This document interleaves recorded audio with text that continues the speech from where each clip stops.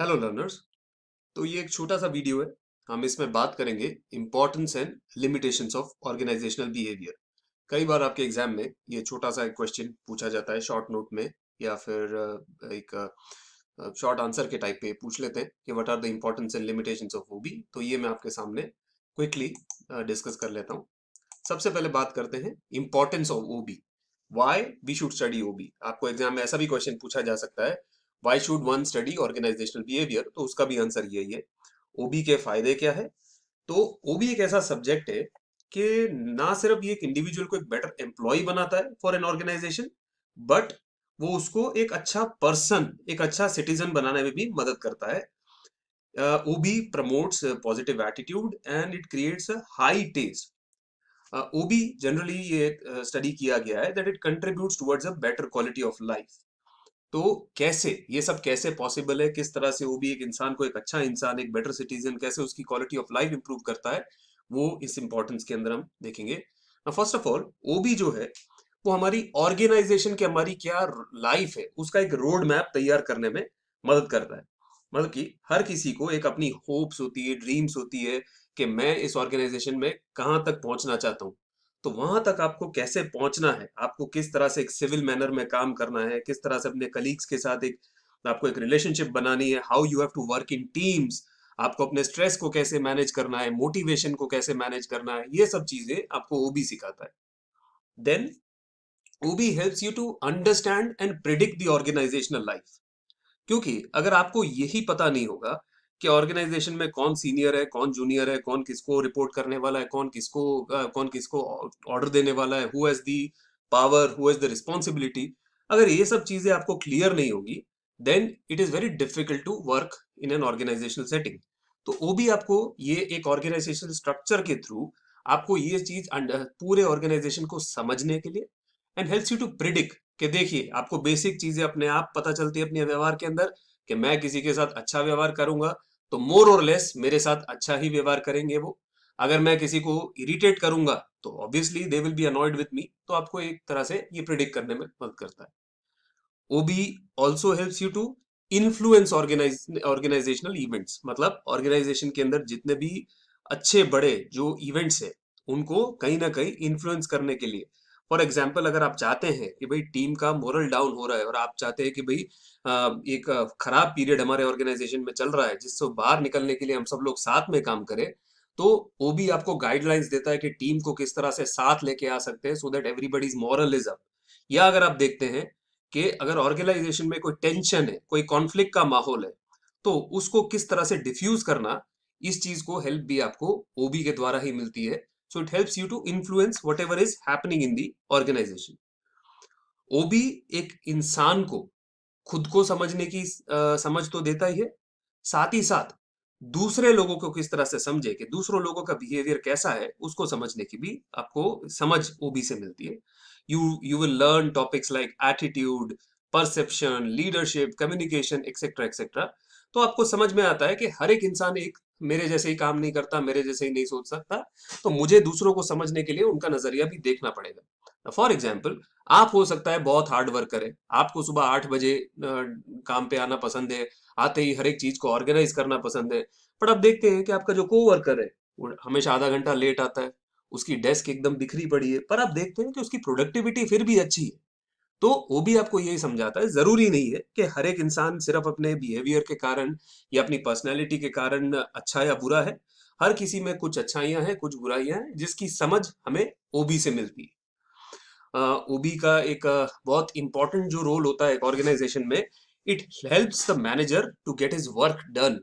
अगर आपको कोई काम अच्छे से करवाना है और ढंग से करवाना है, वो करने के लिए आपको ओबी बहुत मदद करता है, बिकॉज ओबी के थ्रू आप एक ऑर्गेनाइजेशन स्ट्रक्चर बनाते हैं और उसी के अंदर अपने वर्क को डेलीगेट करते हैं कि भाई किसका काम कौन करेगा। ऐसा नहीं कि सारा काम एक ही व्यक्ति या एक ही टीम कर रही है। How you can delegate work, ये ओबी के थ्रू सीखा जाता है। एंड अपने सबॉर्डिनेट्स को कैसे मोटिवेट करना है for better results, this is also something which is learn in OB. OB also understand helps the managers to understand the basic of motivation, कि एक इंसान को किस चीज की जरूरत पड़ती है। जैसे आप यहाँ पे एक थ्योरी पढ़ेंगे, Maslow's theory of hierarchy of needs, तो आप ये समझेंगे उस बात में कि भाई हर एक इंसान को सबसे पहले रोटी कपड़ा मकान चाहिए, जॉब सेफ्टी चाहिए, पैसा चाहिए, अदरवाइज आप उसको कितना भी अच्छा मोटिवेशन दे दो, that person not will not be motivated.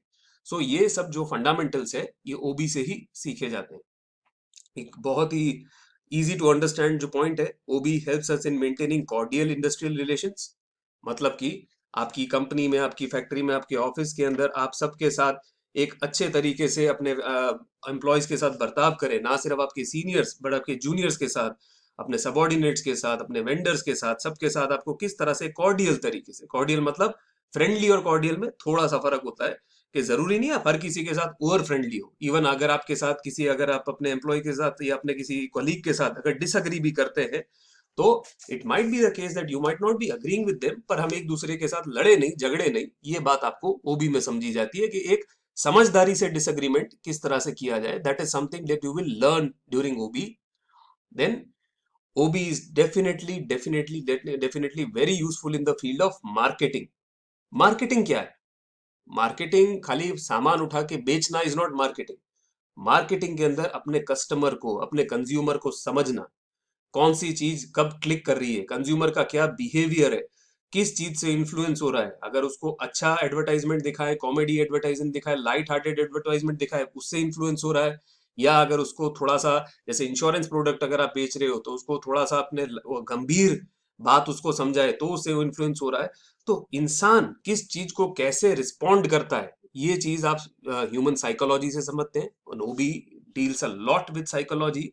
तो इसीलिए ना सिर्फ एम्प्लॉयज और अपने ऑर्गेनाइजेशंस की अगर आप साइकोलॉजी समझते हैं, बिहेवियर समझते हैं, बट आप मार्केट में कंज्यूमर इस समय क्या सोच रहा है। याद कीजिए, मैंने पहले ही बोला था, ओबी पूरे इंसान को देखता है, सिर्फ एक ऑर्गेनाइजेशनल इंसान को नहीं देखता। तो बाहर जैसे जो बाहर कंज्यूमर फील कर रहा है, वो ही चीजें आपकी टीम वाले भी कहीं ना कहीं फील करते हैं। तो किस चीज से लोगों को अच्छा लगता है, किस चीज से लोगों को बुरा लगता है, बदलते समय के साथ किस तरह से हमें बदलना है, किस तरह से अपना मार्केटिंग मैसेज चेंज करना है, ये चीजें भी हम ओबी से ही सीखते हैं। OB helps you in your career planning and development. Because अगर आपको एक अपने करियर में आगे बढ़ना है, अगर आपको एक सक्सेसफुल मैनेजर बनना है, मैनेजर से अगर आपको कंपनी का सीईओ बनना है, प्रेसिडेंट बनना है, तो उस सब के लिए आपको अच्छी स्किल्स आनी चाहिए। सबसे पहले लीडरशिप स्किल आनी चाहिए, टीम बिल्डिंग आनी चाहिए, ग्रुप डायनामिक्स आनी चाहिए, तो स्ट्रेस मैनेजमेंट आना चाहिए। ये सब चीजें आप ओबी के द्वारा सीखेंगे। Then it helps to the bottom line of an organization. Bottom line क्या होता है? प्रॉफिट। हर एक ऑर्गेनाइजेशन, कोई भी ऑर्गेनाइजेशन क्यों काम करता है? तो भाई प्रॉफिट कमाने के लिए। तो अगर आपकी ऑर्गेनाइजेशन में सारी चीजें ठीक से चल रही है, वहां पे अगर एम्प्लॉयज के अंदर कोई प्रॉब्लम नहीं है, स्टाफ मोराल में कोई प्रॉब्लम नहीं है, कंज्यूमर अगर आपसे खुश है, लीडरशिप अगर अच्छे से काम कर रही है, तो बाय नेचुरली अब आपकी प्रॉफिट, आपका जो ऑर्गेनाइजेशनल प्रॉफिट है वो एनहांस होगा ही, अच्छा होगा ही।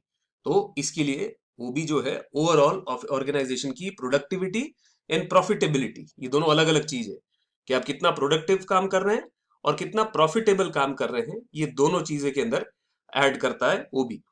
Last, OB helps you to sustain the tempo of economic growth. OB के क्या फायदा होता है कि जब अगर आपकी मार्केट जब अच्छी चल रही है, इकोनॉमी के अंदर जब तेजी है, तो अगर आपका स्टाफ ओवरऑल अच्छा फील कर रहा है, तो आप सबसे आगे इंडस्ट्री लीडर बन के चलते हैं। मैं इसके अंदर एक पॉइंट और ऐड करता हूं कि अगर आपका ऑर्गेनाइजेशन बिहेवियर मैनेजमेंट अगर बहुत अच्छा है, तो जब मार्केट स्लो है, मार्केट जब मंदी से गुजर रही है, तो आपकी टीम आपको छोड़ के भागती नहीं है, आपकी टीम आपके साथ रहती है। तो मेरे हिसाब से तेजी और मंदी दोनों में ऑर्गेनाइजेशनल बिहेवियर बहुत काम आता है। तो ये तो हमने एडवांटेजेस देखे कि ओबी की इंपॉर्टेंस क्या है। अब चलिए ओबी के कुछ लिमिटेशंस देखते हैं, कुछ शॉर्टकमिंग्स देखते हैं, कि कुछ खामियां देखते हैं जिसके कारण ओबी को कभी कभी थोड़ा सा क्रिटिसाइज भी किया जाता है। तो जो सबसे पहली जो क्रिटिसिज्म है ओबी का, विच इज दैट कि सिर्फ नॉलेज, हम खाली ओबी का ज्ञान ले लें, बड़ी बड़ी कंसेप्ट सीख ले कि भाई स्ट्रेस मैनेजमेंट क्या होता है, मार्केटिंग क्या, ओ सॉरी, मोटिवेशन क्या होता है, ये सब अगर हम सीख ले, इससे कोई इंडिविजुअल को अपनी पर्सनल लाइफ मैनेज करने में मदद नहीं मिलेगी। मतलब कि ओबी के जो आप कंसेप्ट समझते हो, वो आपका वर्क प्लेस बिहेवियर जरूर बेटर करता है, बट कई बार ऐसा होता है कि आप अपनी डोमेस्टिक लाइफ, अपनी पर्सनल लाइफ को मैनेज नहीं कर पाते, क्योंकि ओबी के अंदर उसके टिप्स। खैर अभी तो मैं स्टेटमेंट को थोड़ा सा डिस्प्यूट करूंगा, बिकॉज लास्ट 5-6 साल से देखा गया है कि वर्क लाइफ बैलेंस बहुत ही चर्चा में आ गई है, मेन स्ट्रीम में आ गई है।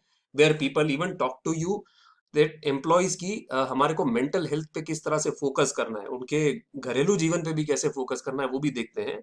बट ओवरऑल ये देखा गया है, ज्यादातर कंपनियों में देखा गया है कि ओबी एम्प्लॉय किस तरह का एम्प्लॉय उस पर फोकस करता है, बट कैसा इंसान है, किस तरह का बाप है, किस तरह का हस्बैंड है, किस तरह का बेटा है, उस चीजों के ऊपर फोकस नहीं करता। तो आपने अपने आसपास भी देखा होगा कि कोई इंसान बहुत ही अच्छा एम्प्लॉय है, सुपरस्टार एम्प्लॉय है, पर घर पे जाके उसका बिहेवियर अलग होता है।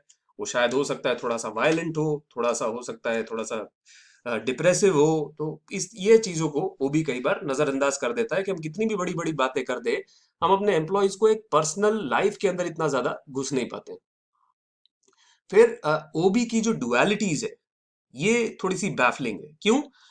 ओबी एक तरफ तो बोलता है कि हम सबको एम्प्लॉय के रिलेशनशिप बनाने चाहिए, हमको एम्प्लॉयज को एक दूसरे का साथ देना चाहिए, ये होना चाहिए, वो होना चाहिए। बट ओबी कहीं ना कहीं ऑर्गेनाइजेशन में आगे बढ़ने के लिए हम कहीं ना कहीं एम्प्लॉयज को मोटिवेट करते हैं कि भाई you have to sometime step on the toes of your colleagues. ये आपको कई बार कंपटीशन में आने आगे निकलना पड़ता है, आपको कई बार आउट परफॉर्म करना पड़ता है। तो इवन दो फिलोसॉफिकली हम इन चीजों को कितना भी अच्छा बोले, कई बार ये देखा गया है कि ओबी के कारण ऑर्गेनाइजेशन के अंदर जेलेसीज होती है, बैक स्टैबिंग होती है, लेग पुलिंग होती है, हरासमेंट होता है। तो ये सब जो चीजें हैं, ये बड़ी बड़ी जो ओबी की बातें होती है, ये लोग बोलते हैं कि ये सिर्फ और सिर्फ ये पावर पॉइंट प्रेजेंटेशन और कॉन्फ्रेंसेज और ट्रेनिंग प्रोग्राम्स के अंदर ही दिखती है। रियल वर्ल्ड के अंदर तो हर कोई एक दूसरे की टांग खींचने में ही लगा हुआ है कि भाई मैं यहाँ पे कितना भी भले अच्छा अच्छा बोलूं, पर अगर मेरा राइवल मेरे सामने आएगा तो मैं तो भाई उसको पुट डाउन करने की कोशिश करूंगा।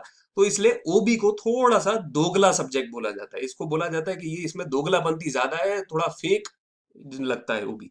खैर ये डिबेटेबल है, I do not completely agree with this statement, but it is one of the shortcoming that has been listed. Third जो है, इट इज दैट कि ओबी इसी से मिलता जुलता है कि ओबी अब है ना सिर्फ फैड बन गया है मैनेजर्स के साथ, कि भाई ये सब ऑफिस के अंदर बातें करना कि भाई सबकी कॉमन यूनिफॉर्म होनी चाहिए, casual Fridays, casual Saturdays, canteen में सब सीईओज और वो वर्कर सब साथ में खाना खा रहे हैं। ये सब जो चीजें हैं ये खाली दिखावा बन के रह गया है। ये सिर्फ ये हो गया कि जैसे गूगल की ये लोग ऑफिस की बात करते हैं, तो भाई वहां पे कोई भी मालिक को फर्स्ट नेम से बुलवा बुला सकता है, या फिर वहां पे सब लोग एक दूसरे के साथ बड़े चिल्ड आउट रहते हैं। तो ये सब चीजें ठीक है, नए जमाने की चीजें हैं, बट ये शोशा ज्यादा है, प्रैक्टिकल कम है। तो ये एक कंप्लेन ओबी से रहती है लोगों की। फिर जैसे मैंने अभी ऊपर बोला कि ओबी थोड़ा सा हमको सेल्फिश होना और एक्सप्लॉयटेटिव होना बनाता है, ना सिर्फ इंडिविजुअल्स को पर मैनेजमेंट को भी। ओबी मैनेजमेंट को ये सिखाता है कि भाई आप अपने एम्प्लॉयज को मशीन की तरह ट्रीट करो, उनको मोटिवेट करो, उनसे बढ़िया से बढ़िया काम निचोड़ लो, जैसे गन्ने में से कैसे रस निचोड़ते हैं उस तरह से उनको निचोड़ लो, उनकी एफिशिएंसी बढ़ाओ, प्रोडक्टिविटी बढ़ाओ। हम ये बातें नहीं करते कि एम्प्लॉय को किस तरह से एक हैप्पी लाइफ जिए वो, हम उसको किस तरह से बेटर बनाए, एफिशिएंट बनाए, प्रोडक्टिव बनाए, वही सब बातें करते हैं। तो थोड़ा थोड़ा सेल्फिश होता है। खैर मैं रिपीट करूंगा यहाँ पे, खासकर मेरे बच्चों से अगर मैं बात कर रहा हूं तो, कि अब ये ट्रेंड्स कहीं ना कहीं चेंज होते जा रहे हैं। ऑर्गेनाइजेशन चाहे वो छोटे हो चाहे बड़े हो, दे आर मेकिंग करेक्शंस के कहाँ पे हमको एक एम्प्लॉय का वर्क लाइफ बैलेंस बनाना है। ओबी की एक प्रॉब्लम ये होती है कि जो मैनेजर्स होते हैं, हमारे जैसे जो मैनेजर्स होते हैं, हम सोचते हैं यार मैंने तुम्हारे को पूरी ट्रेनिंग दे दी, पूरा मोटिवेशन दे दिया, सब कुछ तुमको सिखा दिया, अब फिर भी तुमको सॉल्यूशन क्यों नहीं मिल रहा है? तो we expect a quick fix solution. अरे यार हम लोग भी स्कूल में गए, हम लोग जाके बड़े बड़े फंडा पढ़ के गए, पर जो एक मजदूर है या आपका फैक्ट्री में जो छोटा सा वर्कर है या आपका एक ब्लू कॉलर जॉबर है, उसको ये सब फंडे समझने में टाइम लगता है।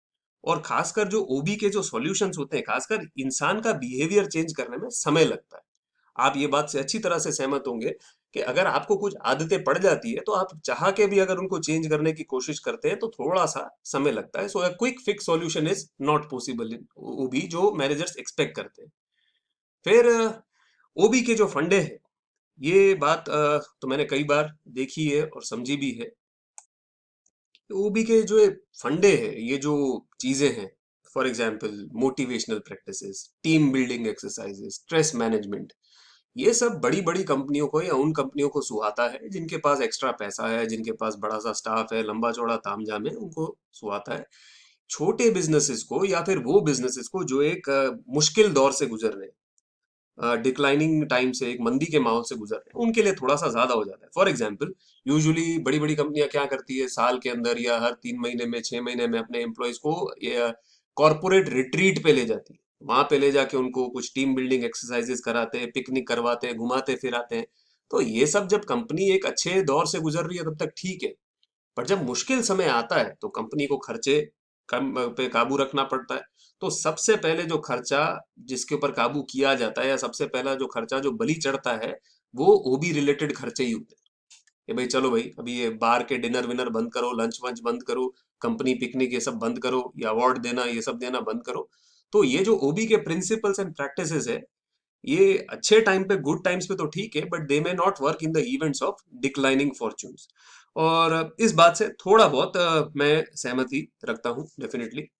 नाउ लास्ट जो लिमिटेशन या लास्ट जो शॉर्टकमिंग ओबी की मैं आपके सामने रखना चाहता हूँ, that is that OB can not eliminate totally the conflict and frustration.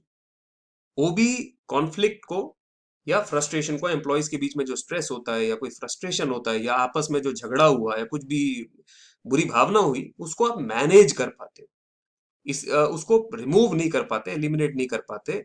तो इसका ये मतलब हुआ कि भाई this is not an absolute answer to the problem, हमारे को कहीं ना कहीं इस प्रॉब्लम की जड़ तक पहुंचना पड़ेगा। So OB sometimes fail in this area, you can manage certain things for some time, पर कई बार ऐसा देखा गया है कि वो चीज स्प्रिंग की तरह और भी बुरे तरीके से उभर के आती है।